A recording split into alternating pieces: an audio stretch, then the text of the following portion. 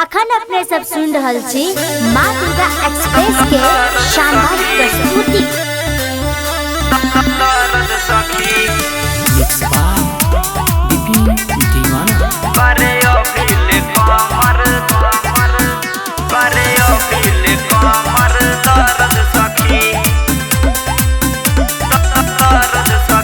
रात खिलले बखेला मर्द सखी, रात खिलले बखेला मर्द सखी, रात खिलले बखेला मर्द सखी, रात खिलले बखेला मर्द सखी। करे अभिल कमर दर्द सखी, करे अभिल कमर दर्द सखी। काम करे न छापिले हरद सखी, काम करे न छापिले हरद सखी। करे अभिल कमर दर्द सखी, करे अभिल कमर दर्द सखी, दर्द सखी। करे अभिल कमर करे अभिल कमर दर्द सखी,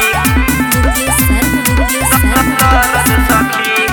का कोई रहे हो मातल जवानी, धीरे धीरे बढ़ता परेशानी।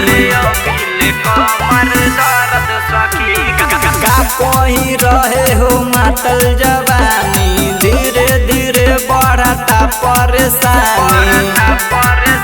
किसी उनका पे बाटे बढ़त सखी, किसी उनका पे बाटे बढ़त सखी। करे अभिल कमर दर्द सखी, करे अभिल कमर दर्द सखी, दर्द सखी। करे अभिल कमर करे अभिल कमर दर्द सखी, दर्द सखी। साजा दिल बाड़े सोनू सोवरिया, कबो नायब करे दे बोरियरिया।